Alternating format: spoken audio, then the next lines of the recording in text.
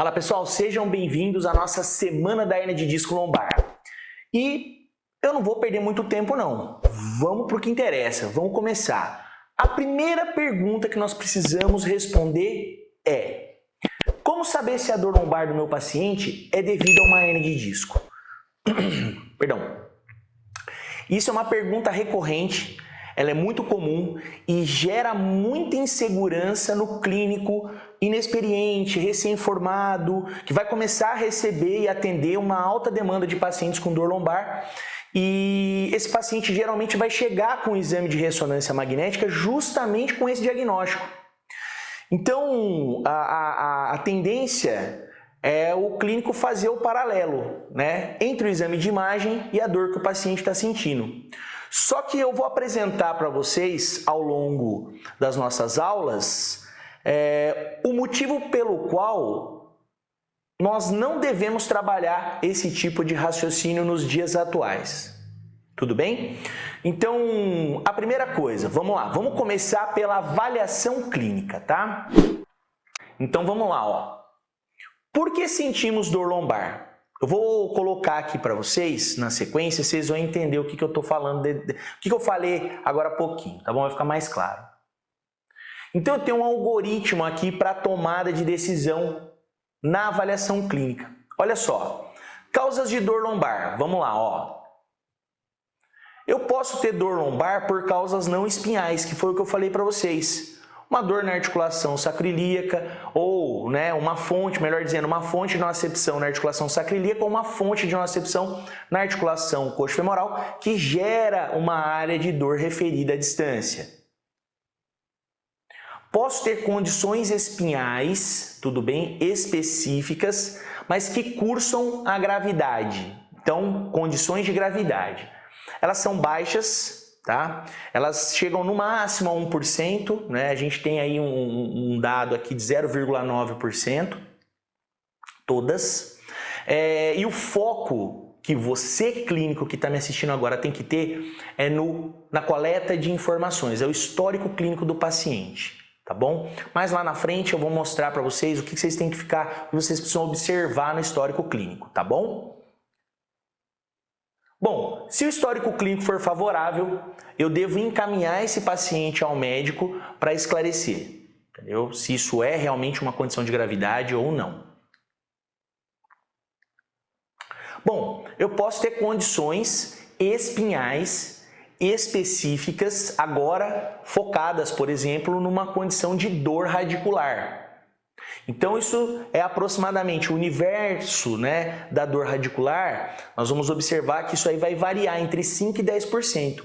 E aí é um lance, né? Às vezes as pessoas falam assim, não, mas a prevalência é muito baixa. Tudo bem, a prevalência é baixa. A questão é, o clínico está preparado para lidar com isso? O clínico sabe, primeiro, excluir gravidade na presença de uma condição específica. Sabe dizer se está cursando para a gravidade ou não, para determinar um bom prognóstico, ou determinar o prognóstico, melhor dizendo. E ele sabe diferenciar se é uma condição específica, inespecífica ou uma condição não espinhal. Tem que saber fazer o diagnóstico diferencial. Não, isso daqui não é uma condição, embora você esteja observando isso no seu exame de imagem, não é essa a sua fonte de dor. Não é isso que está gerando a sua dor. Sua condição ela é inespecífica. Ou não, olha, não é daqui que está vindo a sua dor. A gente pode falar, lógico, né? Estou falando aqui com vocês, mas pensando, a sua fonte de nocepção não é aqui. A sua fonte de nocepção é a distância, é um quadril, uma sacroiliaca. Tudo bem? Beleza. Então a gente pode usar o quê? Iniciar, já fez a coleta do histórico, excluiu condições de gravidade, a gente pode usar testes provocativos, como o teste de Lassègue, que tem boa sensibilidade, o teste Lassègue oposto, ou SLR oposto, que tem boa especificidade. Eu posso também usar o teste de SLAMP, né? De modo geral, eu costumo combinar os testes, tudo bem?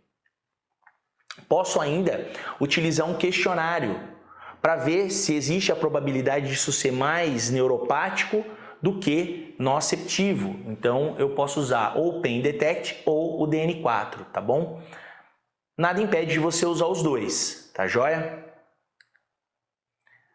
Bom, Se você usou os testes de provocação, se os questionários estão mostrando para a gente, o Pain Detect deu mais de 19 pontos, DN4 mais de 2 pontos, ou seja, realmente é uma condição, existe uma condição radicular presente, ou seja, o predomínio da dor, né, o mecanismo predominante é nociceptivo, mas a dor ela é neuropática, né? Então eu tenho uma dor neuropática com um predomínio nociceptivo, porque eu tenho uma fonte de agressão mecânica e química sobre aquela raiz nervosa que está sofrendo uma compressão, tá?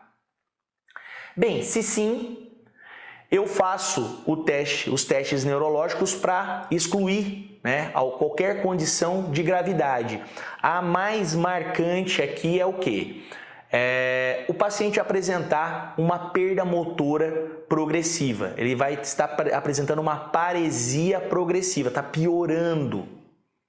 Ele estava ali com grau 4, começou a baixar para grau 3, e à medida que o tempo está passando, ao invés de melhorar, que é o esperado, ele está tendo uma perda progressiva de força, tudo bem? Isso cursa a gravidade, caso você identifique isso, uma alteração de sensibilidade superficial ou profunda. Se você detectar alterações de reflexo, você deve encaminhar o seu paciente para o médico. Não identificou ou identificou alterações mínimas. A gente pode medir a capacidade funcional. Eu estou citando aqui, existe o questionário de Roland Morris, eu prefiro o OS Disability Index, porque me dá uma medida percentual. Tá joia? Posso utilizar também o StartBack, um questionário de triagem para tratamento da dor lombar com enfoque em subgrupos. Tá joia? Ele determina se esse paciente ali naquela condição aguda, quais são os fatores, né, que levam ele a um mau prognóstico. Tá joia? Principalmente quando os fatores cognitivos e comportamentais se sobrepõem a fatores físicos. Tá joia? De qualquer forma, nessa condição, o recomendado é encaminhar teu paciente para fisioterapia, ou então, né, se você é médico, está me ouvindo agora, encaminha para fisioterapia. Você é fisioterapeuta, dá início nas suas intervenções. Comece a utilizar intervenções recomendadas com o seu paciente.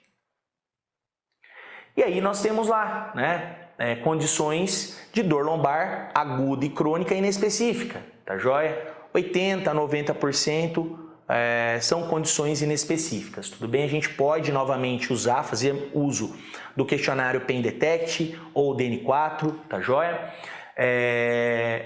Pode utilizar o StartBack, tá joia?